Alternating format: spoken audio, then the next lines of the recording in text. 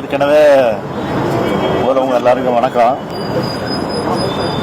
ஏற்கனவே ஒன்றிய அரசினுடைய நிதிநிலை அறிக்கையை ஒட்டி ஒரு நீண்ட அறிக்கை கொடுத்துருக்கிறேன். அதை ஒட்டி ஒரு ஒரு முக்கிய முடிவு ஒன்று எடுத்திருக்கேன். நான் அதுக்காக இன்னைக்கு உங்களை பார்க்க வந்திருக்கிறேன். இன்றைய நிதியமைச்சர் நிர்மலா சீதாராமன் அவர்கள் இன்றைக்கு தாக்கல் செஞ்சிருக்கக்கூடிய நிதிநிலை அறிக்கை மிகப்பெரிய ஏமாற்றத்தை அளிச்சிருக்கு. 3வது முறையும் வாக்களித்த மக்களுக்கு இந்த பாஜக கூட்டணி அரசு எந்த நன்மையும் செய்ய தயாரா இல்லை என்பதை இந்த நிதிநிலை அறிக்கை தெளிவாக காட்டுது. நிதிநிலை அறிக்கையில் தமிழ்நாட்டுக்குன்னு என்னென்ன திட்டங்கள் அறிவிக்கணும்னு 2 நாளைக்கு முன்னாடி நான் ட்விட்டரில் வெளியிட்டு இருந்தேன். அதை நீங்கள் பார்த்துருப்பீங்க, நீங்களும் வெளியிட்டிருக்கீங்க. பல கோரிக்கைகளை அதில் எடுத்து வச்சேன். நிதிநிலை அறிக்கையில் அதெல்லாம் இடம்பெறணும், எதிர்பார்க்குவாங்க அப்படின்னு சொல்லி. 3 ஆண்டுகளாக விடுவிக்கப்படாமல் இருக்கக்கூடிய சென்னை மெட்ரோ ரயில் திட்டத்துக்கான நிதியை விடுவிக்கணும். கோவை மற்றும் மதுரை மெட்ரோ ரயில் திட்டங்களுக்கான ஒப்புதலை விரைந்து வழங்கணும். தமிழ்நாட்டில் ஏற்கனவே அறிவிச்சிருக்கக்கூடிய ரயில்வே திட்டங்களை விரைந்து செயல்படுத்த நிதி ஒதுக்கீடு செய்யணும். தாம்பரம் செங்கல்பட்டு இடையே மேம்பால விரைவு சாலை திட்டத்துக்கான ஒப்புதல் வழங்கணும். இப்படின்னு சில கோரிக்கைகளை நான் எடுத்து வச்சிருந்தேன். ஆனால் எதையுமே நிதியமைச்சர் நிர்மலா சீதாராமன் இந்த பட்ஜெட்டில் அறிவிக்கல, ஒன்றிய பட்ஜெட்டில் அறிவிக்கல. மைனாரிட்டி பாஜகவை மெஜாரிட்டி பாஜக ஆக்கின ஒரு சில மாநில கட்சிகளை திருப்திப்படுத்துகிற வகையில் ஒரு சில மாநிலங்களுக்கு மட்டும் சில திட்டங்களை அறிவிச்சிருக்கிறாங்களே தவிர அதையும் நிறைவேற்றுவாங்களாங்கிறது சந்தேகம்தான் என்னை பொறுத்த வரைக்கும்.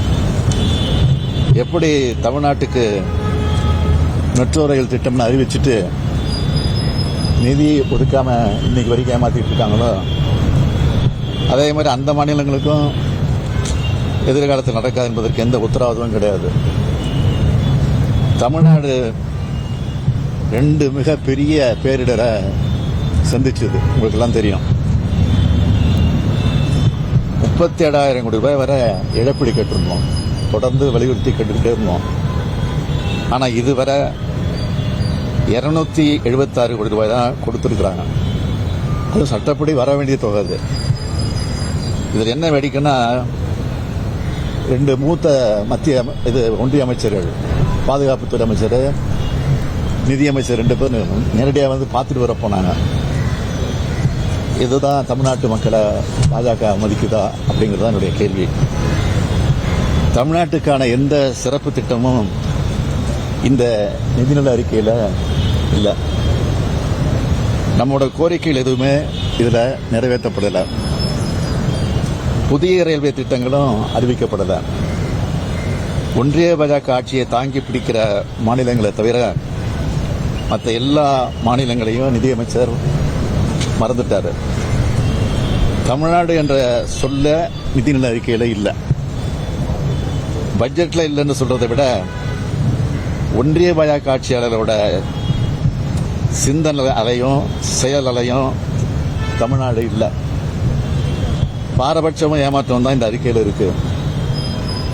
ஒரு நாட்டோட நிதிநிலை அறிக்கை என்பது அந்த நாட்டில் இருக்கக்கூடிய எல்லா மாநிலங்களையும் உள்ளடக்கினதாக இருக்கணும். அந்த வகையில் இந்த நிதி ஒதுக்கீட்டில் நீதி இல்லை, அநீதி தான் அதிகமாக இருக்கு. அரசியல் தேர்தல் களத்தில் பார்த்துக்கலாம். இப்போ எல்லாரும் இணைந்து நாட்டுக்காக பணியாற்றணும் அப்படின்னு பிரதமர் நேற்று தான் சொல்லியிருக்காரு. எல்லா பத்திரிகையிலும் வந்திருக்கு.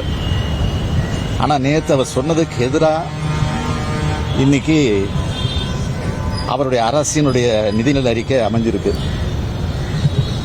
வாக்களிச்சவங்களுக்கு மட்டும் இல்லை, வாக்களிக்காதவங்களுக்கும் நன்மைகளை செய்கிறது தான் ஒரு சிறந்த அரசுன்னு நான் தொடர்ந்து சொல்லிட்டு இருக்கேன்.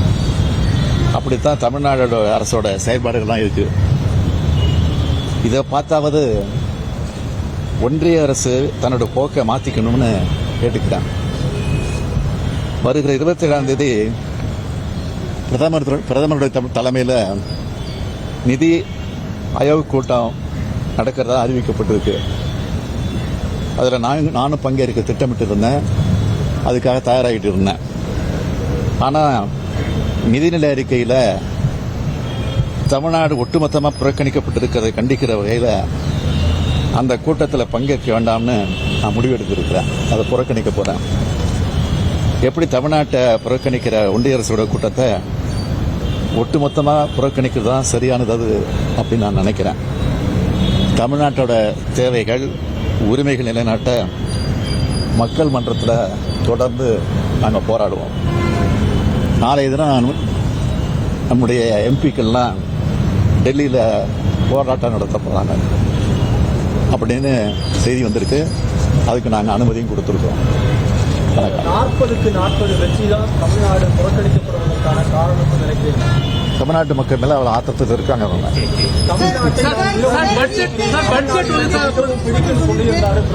தமிழ்நாடு மட்டும் சொன்னாரு, திருக்குறளும் பிடிக்கும்னு சொன்னாரு. திருக்குறள் ஒரு வார்த்தை கிடையாது, தமிழ்நாடுங்கிற ஒரு வார்த்தை கிடையாது பட்ஜெட்ல.